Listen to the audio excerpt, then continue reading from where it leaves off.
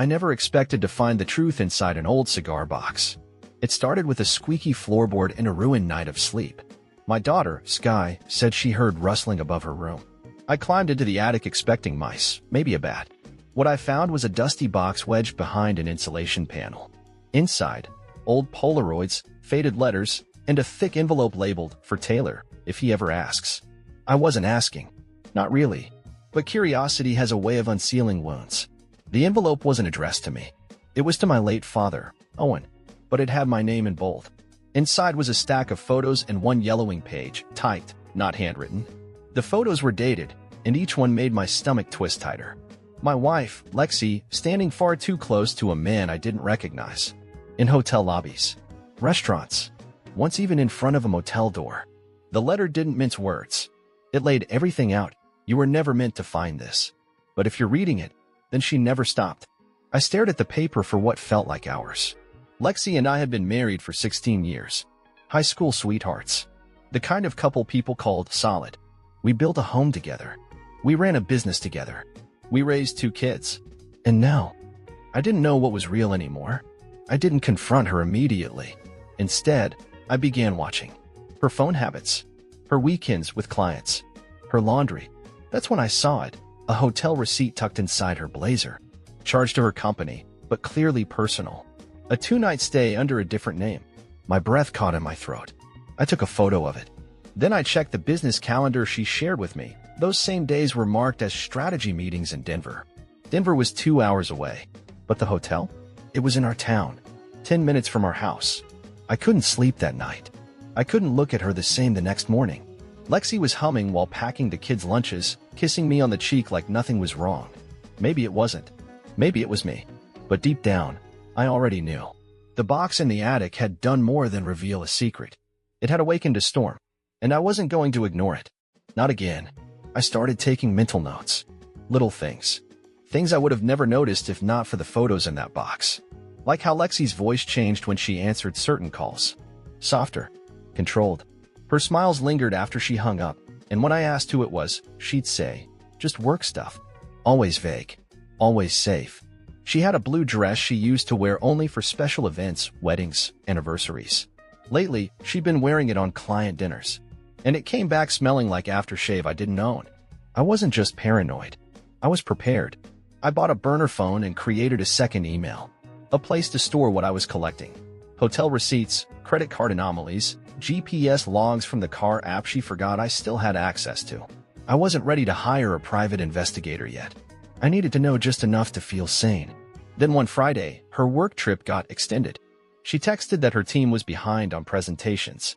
But her boss, Ruth, posted on LinkedIn that the whole staff was off for the weekend after a successful launch.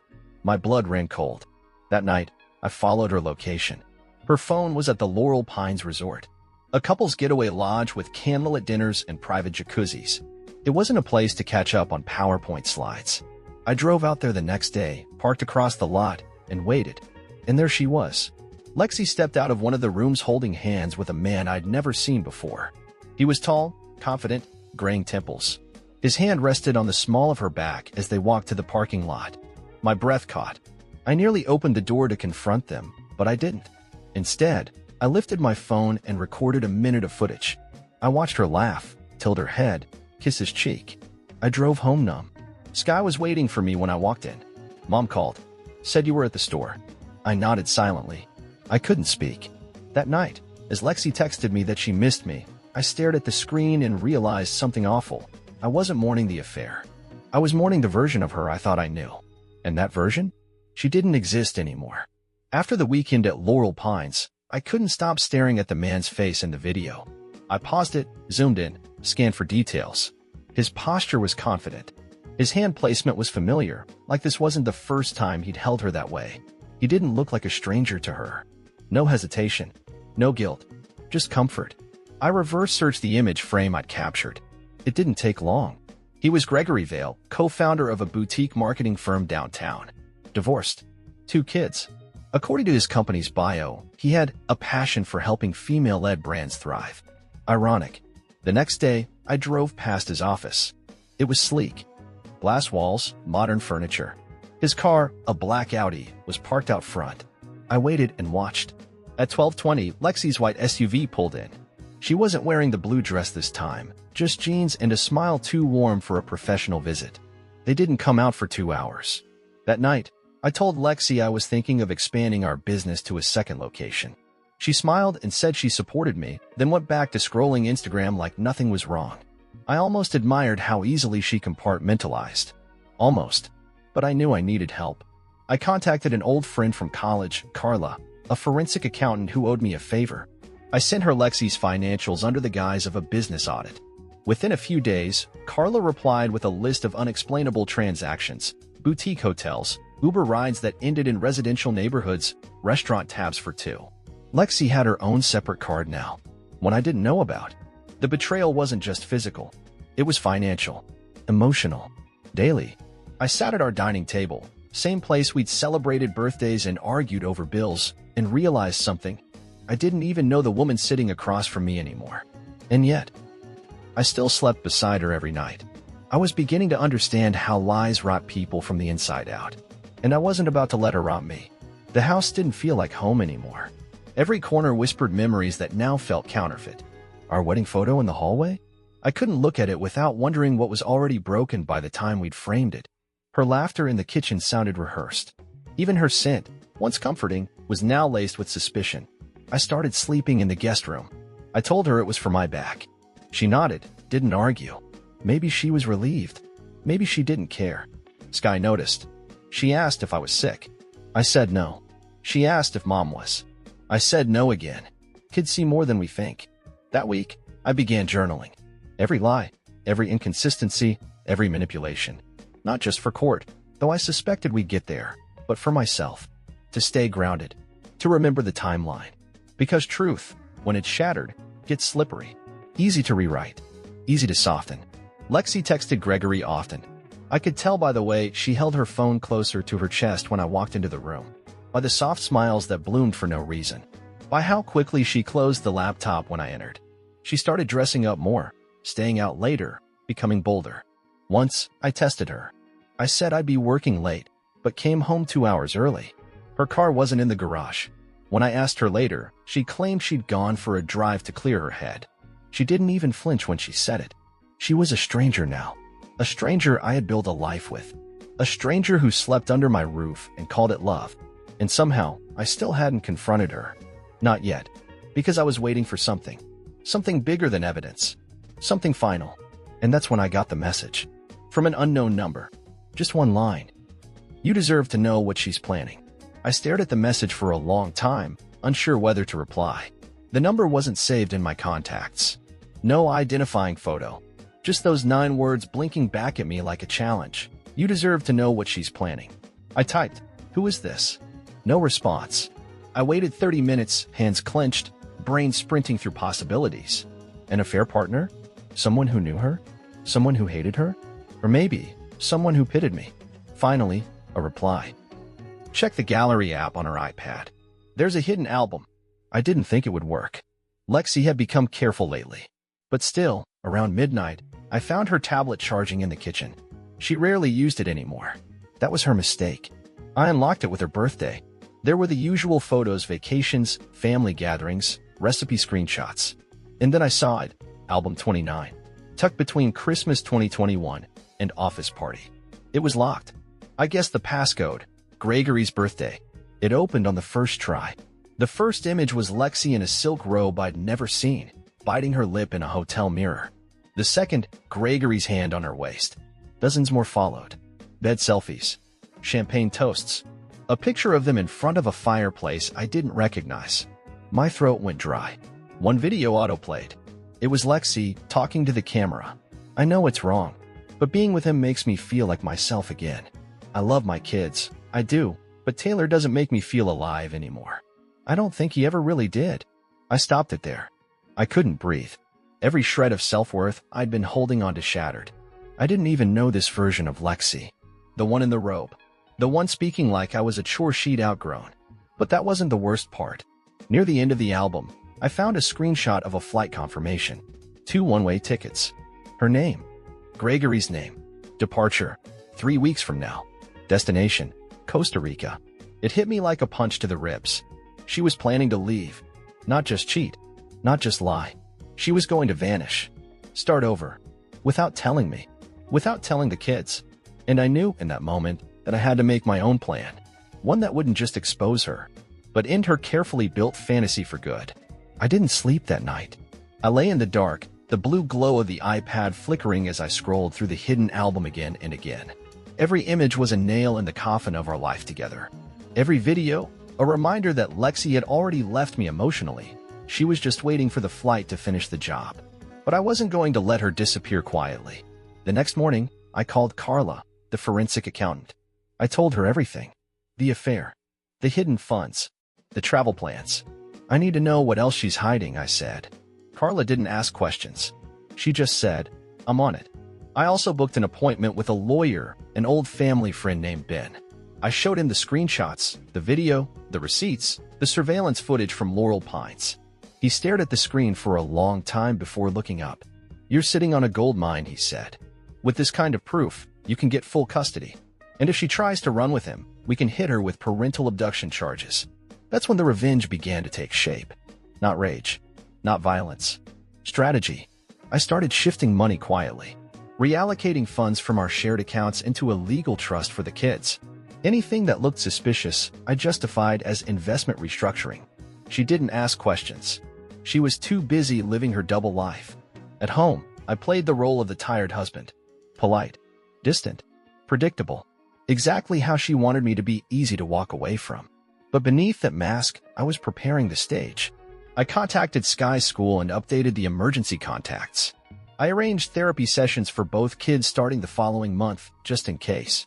I even met with a real estate agent about selling the house. I was tying up loose ends before the storm. Lexi kept texting Gregory. I saw one pop up while she was in the shower. Counting down the day's kiss mark. Her countdown had started. So had mine. Only I wasn't planning a vacation. I was preparing her reckoning. The closer we got to her planned escape date, the more careless Lexi became. She stopped pretending to be present at home. Dinner conversations with the kids became shorter. Her hugs felt distracted. She stayed glued to her phone, texting Gregory like she was already gone. Sky asked me one night, why does mom smile at her phone more than at us? I swallowed hard. Sometimes grown-ups get caught up in things that don't matter. She didn't understand the answer, but she sensed something was wrong. Both kids did. Even little Jordan, barely 9, had started avoiding Lexi when she kissed him goodnight. It hurt more than I imagined. The emotional fallout wasn't mine alone anymore. It was trickling into the lives of 2 innocent kids who didn't deserve any of this. That same week, Carla sent me an encrypted folder. Inside, evidence of a secret investment account in Lexi's name, funded with money siphoned from our business over the past 2 years. She'd been embezzling from our shared work, bit by bit, quietly building her own escape fund. She's stashing money in Gregory's company, too, Carla said. She's listed as a silent partner. I forwarded it all to Ben. His reply was immediate. This changes everything. You'll own the courtroom. But I didn't want just legal victory. I wanted truth. I wanted her carefully woven image to shatter publicly. Because for years, she played the doting wife, the self-made entrepreneur, the perfect mother. No one knew the real Lexi. Not yet. But soon, they would. One night, I walked into our bedroom while she was on the phone. She jumped. I thought you were working late. Finished early, I said, dropping my keys. Everything okay? She stammered. Yeah, just catching up with Ruth. Ruth, her boss who posted publicly about being in Arizona all week. I nodded and said nothing. Let her lie. Her face turned pale as she watched me change shirts. Maybe she sensed a shift. Maybe not. Either way, I was done pretending. In the mirror she saw herself in, it was about to crack wide open. The day Lexi left for her conference, she kissed Jordan on the forehead, hugged Sky like nothing was wrong, and told me she'd be back Monday evening. I'll bring back something for the kids, she said with a half smile. You always do, I replied. That was the last time she saw our home as hers. As soon as her SUV pulled out of the driveway, I locked the front door and sat at the dining table, letting the silence settle. There was no sadness, just clarity. I opened my laptop and began uploading everything to a secure cloud folder. Every receipt, every photo, every video. I also printed hard copies. Ben told me to prepare for anything. I wanted redundancy. I wasn't just planning a divorce. I was planning a revelation. Carla had traced the full extent of Lexi's siphoning, close to $87,000 in total. Not enough to bankrupt us, but enough to make her betrayal financial fraud. With all the evidence now airtight, Ben drafted the divorce papers, emergency custody request, and a court motion to freeze our joint assets. I signed each document with a calm, steady hand. At noon, I picked the kids up early from school, told them we were going on a weekend trip. We stayed at my sister's house in Oak Hollow. She'd known for weeks but respected my silence. That night, I sat Sky and Jordan down. I didn't tell them everything, just enough. Mom and I are having some problems. You didn't do anything wrong, but things are going to change for a while. Sky asked, "Is this because of the man in Mom's phone?" My heart sank. "You saw that?" She nodded. "His name shows up a lot. Even the children had seen through her." That night, I watched Lexi's Instagram story from a burner account. There she was, sipping wine by a pool. The caption, "When you know, you know." Gregory's voice laughed in the background. She thought this was the beginning of her new life. She didn't know the papers would be waiting on her return. She didn't know Monday wouldn't come for her the way she planned. She had said goodbye like it was just another trip. But it wasn't. She left as a wife. She'd return as a stranger. Lexi returned late Monday afternoon, suitcase in hand and sunglasses pushed up like she was walking off a runway. She looked around the driveway, confused. My car was gone. The kids' bikes were missing. The front door was locked. She rang the bell. No answer. Then she checked her phone. That's when she saw the email. Subject line, "Lexi, read carefully." It was from my new attorney's address.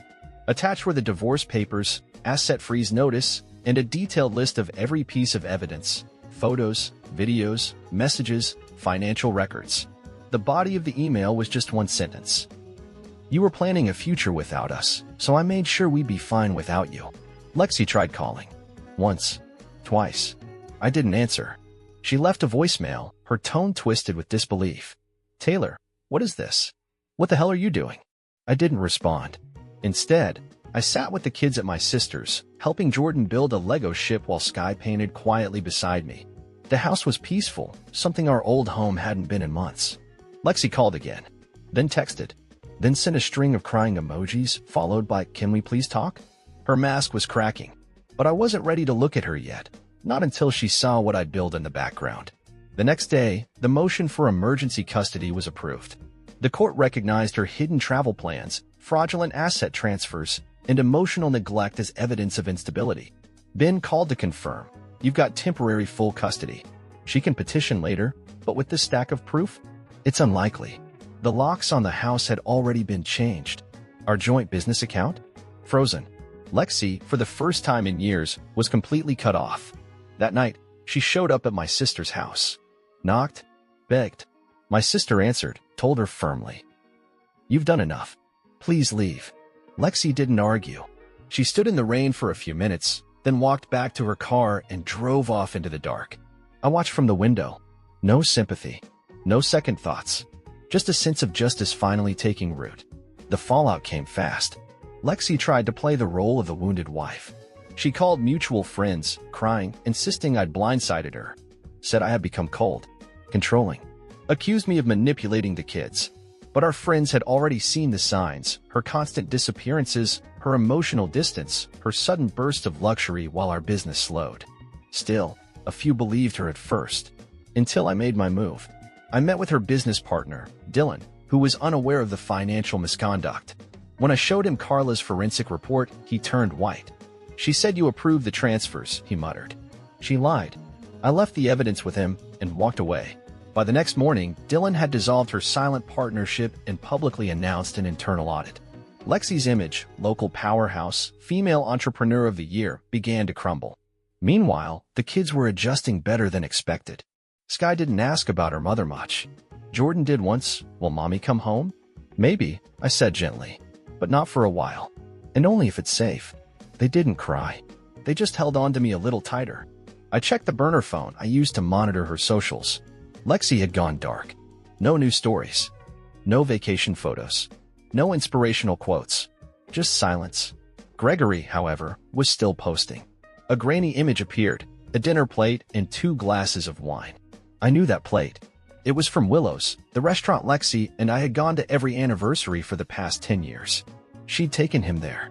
I stared at the screen, my jaw tight, and realized something. She wasn't just rewriting the future, she was rewriting our past, too. Our moments, our places, even our traditions. I wanted to rage, to scream, to destroy something. But instead, I smiled. Because the more she tried to rebuild her fantasy life, the closer she came to the edge of its collapse. And I was almost ready for the final push. But first, there was one more person who needed to see the truth. The kids. I'd rehearsed the conversation 100 times. Sky was old enough to piece things together. She'd already sensed the shift. Jordan was younger, but even he could feel the hollow spaces where warmth used to be. We sat on the back porch at my sister's house, a light breeze tugging at the wind chimes. I kept my voice calm steady. Mom made some decisions that weren't good for our family, I began. She didn't tell the truth. Not to me. Not to you. Sky looked up. Is it because of the man she texts? I hesitated. Yes. Jordan frowned. Is that why she doesn't live with us anymore? Partly, I said. She chose to be with someone else. Someone who isn't part of our family. But instead of being honest, she kept it secret. And secrets hurt people. Sky blinked fast. Did she cheat on you? It felt like swallowing glass. But I nodded. She did. Jordan asked, does that mean she doesn't love us? No, I said firmly. She does. But she made selfish choices. Choices that hurt everyone. That's why we're not living together right now. Sky was silent for a long time. Then she said, I don't want to see her yet. And just like that, the thread snapped. My daughter had closed the door. Later that night, I got a call from Lexi. I let it go to voicemail. She sounded broken. Tay, please. I didn't mean for it to go this far. I was confused. Gregory and it's not what I thought it would be. The kids won't answer my texts. You can't just erase me. Erase her? She had erased herself the moment she chose deception over truth. I didn't respond. Instead, I sent the voicemail to Ben. Another log in the fire. Because while she begged for sympathy in private, I knew exactly what she was planning in public. And she had no idea I was about to beat her to it. To be continued. You said. Next, ChatGPT said. Part 12, The Invitation. By week's end, the legal gears were grinding in my favor. Temporary full custody was in place. Lexi's accounts were frozen. Her name was being quietly scrubbed from the business. But I still hadn't exposed her. Not really. Not where it mattered. That moment had to be perfect. And poetic. I reached out to Ava Marston, the event coordinator for the Chamber of Commerce Gala, an annual celebration for local entrepreneurs. Lexi had won an award there last year. She was expected to attend this year too, as a past recipient. So was I. I told Ava I'd be presenting a short speech about sustainability and resilience in small business partnerships. It wasn't a lie, just a setup. She agreed. Lexi was on the guest list. Gregory, too. I sent anonymous invites to several key people, her former mentor, our accountant, Dylan, and a few high-profile clients she'd charmed over the years. Then I prepped the media. Carla helped me design a slideshow, subtle at first, highlighting professional milestones. Then, gradually, it unraveled. Blurred receipts, blurred selfies, slowly resolving into clarity. I'd narrate it all. Calmly. Factually. No insults. No profanity. Just the truth. Undeniable and unedited. I rehearsed the timing until I could speak it in my sleep. A few days before the gala, I got another message from Lexi. Please let's talk. We can fix this. We were a team once. The irony made me laugh. She had no idea she'd be walking into a room filled with the very people she'd lied to, cheated, and stolen from. This wasn't revenge out of anger anymore. It was a cleansing. And I wanted her to hear the applause fade the moment her truth hit the screen. To be continued. You said. Next, ChatGPT said. Part 13, The Calm Before the Collapse. The night of the gala arrived crisp and quiet. I wore the same navy suit I'd worn the night Lexi accepted her award the year before. Back then, I had clapped like a proud husband. This time, I walked into the ballroom with a flash drive in my pocket and calm in my veins. Lexi arrived 10 minutes after I did. She looked radiant, artfully effortless, in a wine-colored dress I'd never seen before. Gregory stood beside her like a shadow trying to shine. They didn't see me at first, but when they did, Lexi's expression faltered. Gregory looked at her, confused. Is that? She whispered something I couldn't hear, then smiled quickly as if nothing had happened. as if she hadn't betrayed every vow she made under that same practiced smile. I kept my distance, mingled, shook hands, waited. The event followed its usual rhythm: drinks, speeches, forced laughter. And then, my name was called. I stepped up to the podium, adjusted the mic, and looked out at the sea of familiar faces, many of whom had been fooled by the illusion Lexi worked so hard to craft. Good evening. I'm Taylor Brennan, co-founder of Cedar Lane Creative, and until recently, business partner and husband to Lexi Brennan. The room went still. I was asked to speak about resilience tonight, so I'd like to share a personal story, one of loss, deception, and ultimately, truth. I clicked the remote. The screen lit up behind me. It started gently pictures of our company's early days, our family, our milestones. Then, slowly, the tone shifted. Hotel receipts, timestamp selfies, investment transfers, voice memos. Lexi's voice played. Taylor doesn't make me feel alive anymore. I don't think he ever did. Gasps rippled through the crowd. I kept speaking. Steady. Measured. No one sees betrayal coming. Not when it's dressed in professionalism and charm. But the truth, however buried, always has a way of rising. I ended the presentation with a final image, a family photo, faded and cracked, slowly dissolving into static. Silence. Then murmurs. Then a single clap from Carla in the back, followed by a slow, growing ripple across the room. I stepped down without looking at Lexi. I didn't need to. Her silence behind me said more than any confrontation ever could. To be continued. You said. Next, ChatGPT said.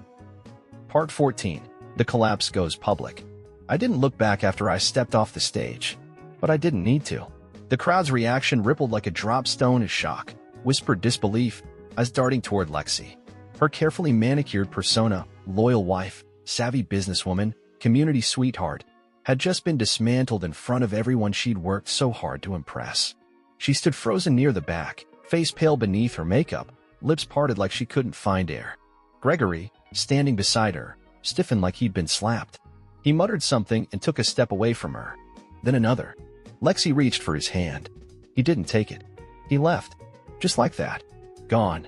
Lexi blinked rapidly, then turned and rushed for the exit. Several heads followed her path. One person started to record. Another whispered her name with a shake of their head. I returned to my seat. Carla patted my shoulder gently. Dylan gave a small nod from across the room. Later, I learned Lexi tried to speak with Ava, the event coordinator, to clarify the misunderstanding. But by then, the story had already reached the local business forum. Screenshots from the slideshow were circulating. The audio clip had gone viral in a closed Facebook group of small business owners. Word was spreading fast. The next morning, I woke up to a voicemail from Lexi. Her voice was unrecognizable, shaky, defeated. I don't know how you did that to me. You embarrassed me in front of everyone, and I deserved it. I know that now. I thought I could have both worlds. I thought you'd never fight back. Then silence. Then, I lost everything, Taylor. Everything. I deleted the voicemail. No response needed. Sky and Jordan had slept peacefully that night, curled in their new beds, in a home now free of secrets and shadows. Public exposure wasn't the end. It was just the unveiling. The final act? That was still to come. And Lexi had no idea what I had in store for the finale. To be continued. You said. Next, ChatGPT said. Part 15. The revenge she never saw coming. 3 days after the gala, Lexi's world was in freefall. Her LinkedIn went dark. Her clients began pulling contracts. Dylan issued a formal press release cutting all ties with her. Several women in local circles quietly reached out to me. Others she had burned, manipulated, lied to. Turns out, betrayal had always been her currency. She just never imagined the debt would come due. But I wasn't done. Not yet. The public exposure had taken her mask. The next move would dismantle the foundation she'd built on lies. I met with Ben and Carla one final time. The embezzlement charges? I asked. Ready to go, Carla confirmed. But there's more. She slid a folder across the table. Inside were documents tracing Lexi's money trail into one of Gregory's shell accounts, an account used to write off fabricated consulting fees from our shared business. That meant wire fraud. Ben leaned back. We can press charges. File civilly and criminally. You'd win. The IRS would investigate. She'd be blacklisted. And Gregory? I asked. He'll be buried with her. The final piece of revenge wasn't just about punishment. It was about justice. Real, lasting consequences. Not just social embarrassment, but legal reckoning. I took a breath and nodded. Let's do it. That night, Lexi showed up at my sister's front door again. This time, she looked like someone I didn't recognize, hair pulled back, no makeup, dressed in a sweatshirt 2 sizes too big. She clutched a manila envelope. "I came to give you this," she said quietly. Inside were signed divorce papers and a note that simply read, "I'm sorry for everything. You were right to walk away." I looked at her for a long moment. "You're not here to apologize," I said. "You're here because your fantasy life collapsed. You're here because you lost." Tears welled in her eyes. "I loved you," she whispered. "No," I replied. "You loved control. And you lost it." She turned and left without another word. By morning, the legal complaint was filed. Lexi received her official notice 2 days later. The charges? Embezzlement, wire fraud, breach of fiduciary duty. Gregory's company was subpoenaed. And just like that, the final match was struck. The house of lies she built? It was now burning slowly, publicly, and completely. To be continued. Final part next. You said. Next, ChatGPT said. Part 16. The final door closes. It took less than a month for everything to unravel. Gregory's firm collapsed under the weight of the subpoenas. His investors pulled out. His name was dragged through local business news. He tried to distance himself from Lexi, claiming he was misled. But the paper trail told a different story. Lexi was hit harder. She lost her professional license. The board cited ethical violations and financial misconduct. Our former clients cut ties. Several filed civil suits of their own, using the evidence I had released publicly. Her inbox, once full of praise and partnership, was now quiet. Her parents, ashamed, stopped speaking to her. Jordan's school wouldn't allow her unsupervised visits until after the court reviewed the charges. She tried emailing me once, asking for a human moment. I didn't answer. Because revenge wasn't about cruelty. It was about boundaries. About not allowing the person who fractured your soul to rewrite the ending of your story. One crisp Sunday morning, the kids and I moved into a new house, one without the echoes of betrayal in its walls. Sky picked the color of her room. Jordan found a dog at the shelter and named him Lucky. We painted. We rebuilt. And for the first time in years, the air inside our home felt light. I went back to work slowly. Carla helped me restructure the business. We rebranded. Clean slate. The clients who mattered stayed. The ones who didn't faded. Sometimes people asked if I ever spoke to Lexi again. The truth? I did. One last time. She showed up at the courthouse after the final hearing. No makeup. No jewelry. Just a woman broken down to her base layers. She looked at me with eyes that no longer held power. "I didn't think you'd really do it," she said. "You didn't think I was watching," I replied. "I thought we had history." "We did," I said. "And I buried it." She blinked, looked like she might cry. Then she turned and walked away. I watched her go and felt nothing. No hate, no love, just peace. Because real revenge isn't fire. It's freedom.